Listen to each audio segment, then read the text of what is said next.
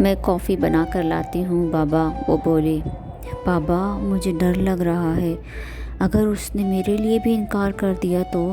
اس کے جانے کے بعد شاذل نے ان سے کہا، وہ میری بیٹی ہے، نہیں کرے گی انکار۔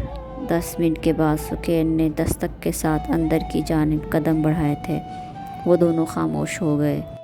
سکین نے ہاتھ میں پکڑی ٹرے شاذل کے سامنے کی، جس میں رکھا کافی کا مگ اس کو تھما کر ساتھ رکھی کرسی پر براجمان ہو گئی۔ بابا آپ نے بات کرنی تھی، اب تو شاذل بھی آ چکے۔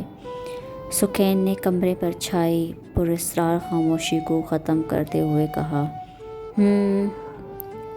ہادیہ کے لیے مسز شہزاد نے اپنے بیٹے کے لیے خواہش ظاہر کی ہے آپ کی مما سے۔ شاہد حسین نے اینک اتار کر سائڈ پر رکھی۔ پر بابا ابھی تو ہادیہ کی تعلیم مکمل نہیں ہوئی، شاذل نے کہا۔ جی، اور ویسے بھی آپ دونوں ہادیہ سے بڑے ہو، تو پہلے ہم آپ دونوں کی کرنا چاہتے ہیں، پھر اس کے بارے میں سوچیں گے۔ انہوں نے وقفہ لیا تو کمرے میں پھر سے خاموشی کے پرندے اڑنے لگے۔ سکین بیٹا، آپ نے کہا تھا نا کہ آپ کے لیے مشکل ہے نئے لوگوں میں جا کر رہنا، جس کے لیے آپ نے وقت مانگا تھا۔ ان کی نگاہیں سکین پر تھی جب انہوں نے پھر سے بولنا شروع کیا۔ شاذل کو میں نے اولاد کی طرح پالا ہے، وہ گھر کا بچہ ہے۔ آپ کی افتاد طبیعت کا سوچتے ہوئے شاذل آپ کے لیے میری چوائس ہوگی، تمہیں شاذل کو سونپنے کے لیے۔ آپ نے بیٹا جو وقت مانگا ہے، اس کے بعد ہی آپ کی شادی ہوگی، یہ وعدہ ہے میرا۔ مجھے یقین ہے کہ آپ دونوں میری خواہش کا احترام کریں گے، پھر بھی میں آپ دونوں کی رضا جاننا چاہوں گا۔ کیا ہوا؟ تمہیں تو بڑا یقین تھا اللہ پر، تمہاری شادی صرف مثال سے ہی ہوگی، اب شادی کے لیے کیسے انکار کرو گی؟ اسے اپنے اندر سے نیگیٹو آواز سنائی دی تھی، جسے نظر انداز کرتے ہوئے اس نے سوچا، جانے اور کتنے امتحان باقی ہیں جنہیں سر کرنا ہے۔ بس اللہ میرا ساتھ نہ چھوڑنا کہ یقین کی جو شمع تو نے روشن کی ہے وہ بجھنے نہ پائے۔ شاذل مجھے آپ سے ضروری بات کرنی ہے، کیا آپ میری اکیڈمی آ سکتے ہیں؟ وہ آفس میں بیٹھی اس نے فون کے ذریعے پوچھ رہی تھی۔ ابھی جواباً وہ حیرت سے بولا، جی خیریت تو ہے نا سکین؟ وہ پریشان ہوا۔ جی خیریت ہے، بس ایک کام تھا آپ سے۔ اچھا، میں سکھر میں ہوں، صبح پہنچا ہوں، کچھ کلائنٹس کی اپائنٹمنٹس تھیں، کل ہی نکل پاؤں گا سکھر سے۔ انہیں نپٹا کر شاذل نے کہا، چلیں ٹھیک ہے، اپنا خیال رکھیے گا، اللہ حافظ کہہ کر سکین نے سلسلہ منقطع کر دیا۔ اس نے ہفتے بعد ہاسٹل میں قدم رکھا تھا۔ حارث سے ملاقات کے بعد عجیب سی حالت بنا رکھی تھی اس نے، بڑی ہوئی شیف، چہرے پر بلا کی سنجیدگی تھی۔ اسے دیکھ کر حارث کے دل میں ٹھیس سی اٹھی۔ کسی نے خوب کہا ہے، محبت ایک جاوداں زندگی ہے، وہ سوچ کر رہ گیا۔ عالیہ، آپ کو عائشہ کا نمبر ملا؟ حارث، جس سے مثال کی ایسی حالت دیکھی نہیں جا رہی تھی، ایک بار پھر عالیہ سے بات کرنے کی ٹھانی۔ حارث، سکین کی شادی ہو چکی ہے، آپ مثال کو سمجھائیں، کیوں خود کو اذیت میں مبتلا کر رکھا ہے اس نے؟ عالیہ نے ٹھہر ٹھہر کر کہا، آپ سے خود عائشہ نے کہا ہے، میرا مطلب آپ یہ کیسے کہہ سکتی ہیں؟ اس کے الفاظ اس کا ساتھ نہیں دے پا رہے تھے۔ اسے سمجھ نہیں آ رہا تھا کہ وہ عالیہ سے کیا پوچھنا چاہ رہا ہے۔ حارث کول ڈاؤن، تمہیں مثال کو سمجھانے کو کہا ہے، الٹا خود حواس باختہ ہو رہے ہو۔ عالیہ کے لہجے میں دبا دبا غصہ تھا۔ ہاں، عائشہ سے پتہ چلا ہے مجھے۔ عالیہ، یہ ٹھیک نہیں ہوا، میں اسے کیسے سمجھاؤں؟ میں اسے نہیں سمجھا سکتا۔ نمبر نہ ملنے پر وہ اتنا بکھر سا گیا ہے، کیا ہوگا جب اسے پتہ چلے گا کہ سکین کی شادی ہو چکی ہے؟ حارث نے نم آنکھوں سے عالیہ کی طرف دیکھتے ہوئے کہا، تم اسے یہ بات بتانا۔ کچھ دیر خاموشی کے بعد عالیہ بولی، دیکھو حارث، محبت جب یک طرفہ ہونا تو ایک نہ ایک دن دم توڑ ہی دیتی ہے۔ مثال کو بھی تھوڑا وقت لگے گا، پھر وہ حال زندگی کی طرف لوٹ آئے گا۔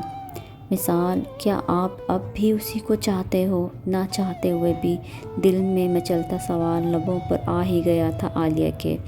اب اکثر اس کی مثال کے ساتھ ڈیوٹی لگا دی جاتی تھی، جس کا فائدہ اٹھاتے ہوئے اس نے مثال کے قریب آنے کی کوشش جاری رکھی تھی۔ سوال پوچھنے کی وجہ جان سکتا ہوں؟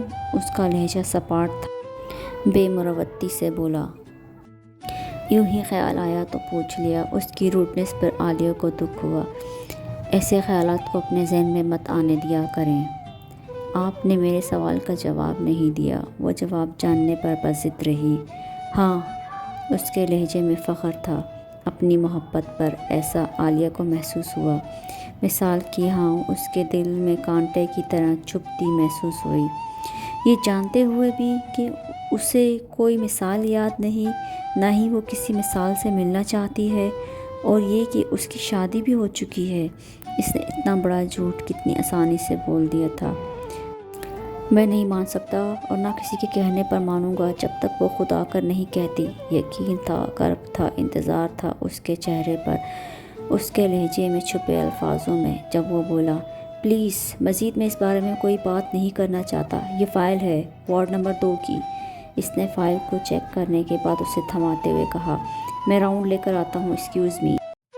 وہ کہتا ہوا وارڈز کی طرف چلا گیا۔ تم چاہے اسے پانے کے لیے جتنے بھی جھوٹ بولو، تم اسے حاصل نہیں کر سکتی۔ اس کے ضمیر نے اسے ملامت کیا تھا۔ وہ اسے جاتا دیکھ کر خود سے مخاطب ہوتے ہوئے بولی، یہ دستور ہے شہر محبت کا، جسے شدت سے چاہو وہ نہیں ملتا۔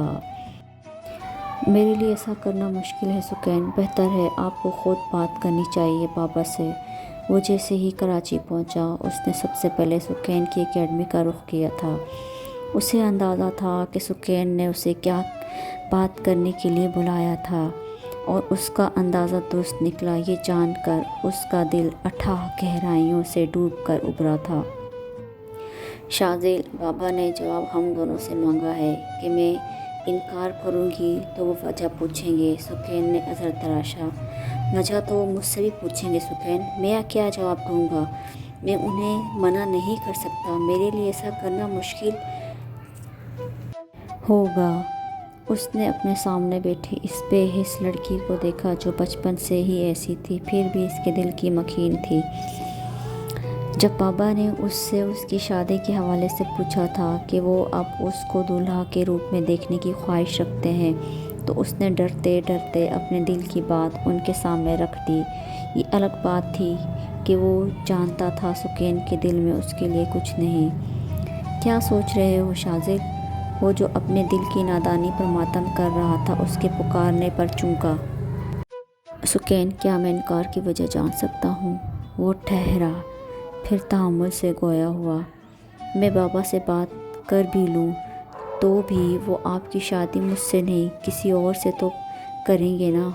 وہ جاننا چاہتا تھا اس کے دل میں وہ نہیں تو کون ہے۔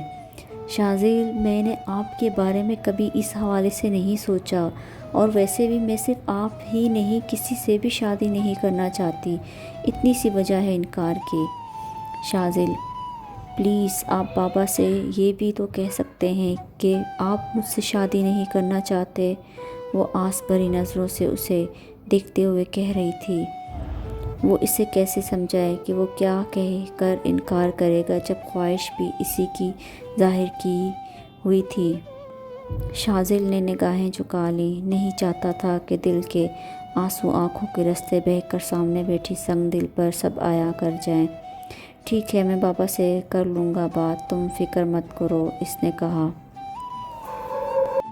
پورا اسٹاف روم اندھیرے میں ڈوبا ہوا تھا۔ مثال نے اسٹاف روم کے دروازے کی چوکھٹ سے اندر کی طرف قدم رکھا تھا۔ خیریت تو ہے؟ آج کوئی بھی نظر نہیں آ رہا۔ اس نے جیب سے موبائل نکال کر ٹارچ آن کرنی چاہی کہ ایک دم سے پورا اسٹاف روم روشنیوں کے ساتھ برتھ ڈے کی آوازوں سے گونج اٹھا تھا۔ روم کو غباروں اور مختلف ڈیکوریشن سے ڈیکور کیا گیا تھا۔ یہ سب کیا ہے؟ مثال کا ماتھا تن گیا۔ یہ کیک ہے، یہ غبارے ہیں، یہ عالیہ ہے، یہ روشن ہے، اور یہ میں ہوں۔ اور یہ کہ آج آپ کی سالگرہ ہے جو ہم منا رہے ہیں۔ حارث نے زبردستی اس کے ہاتھ میں چھری تھماتے ہوئے کہا۔ مثال نے غصے سے حارث کو گھورا۔ میں سالگرہ نہیں مناتا، مثال نے چھری ٹیبل پر رکھتے ہوئے کہا۔ جانتے ہیں ہم، پر عالیہ تو نہیں جانتی تھی۔ کم آن مثال، لڑکی بیچاری کے دل پر نہیں، کیک پر چھری پھیرو، اب اتنی محنت کی ہے، لو چھری اور کاٹو کیک۔ وہ چاہتا تھا کہ وہ مرغ محبت کا ماتم ختم کر کے نئے سال کی شروعات نئی زندگی اور نئی خوشیوں سے کرے، اور یہی سوچتے ہوئے اس نے عالیہ کے مشورے پر اس کے ساتھ مل کر اس کی سالگرہ کا اہتمام کیا تھا۔ مثال نے احساس توہین سے سر کو خم کیے کونے میں کھڑی عالیہ کی طرف دیکھ کر پاس کھڑے حارث سے چھری لے کر کیک کاٹا، اور سب نے ایک بار پھر اسے تالیوں کے ساتھ وش کیا۔ عالیہ، مثال کی آواز پر اسے رکنا پڑا۔ تھینکس، کس لیے؟ عالیہ نے حیرت سے اس کی طرف دیکھتے ہوئے کہا۔ میری سالگرہ کے لیے، اس نے کہا۔ اس کی ضرورت نہیں، وہ میری خوشی تھی، وہ نظریں اس پر جمائے کہہ رہی تھی۔ آپ کی خوشی اور میری سالگرہ؟ میں سمجھا نہیں، وہ حیرانگی سے بولا۔ قسط نمبر 8 اگر پسند آئی ہو تو پلیز لائک کیجیے گا، کمنٹ کیجیے گا اور نیکسٹ ایپیسوڈ کا انتظار کیجیے گا۔ شکریہ۔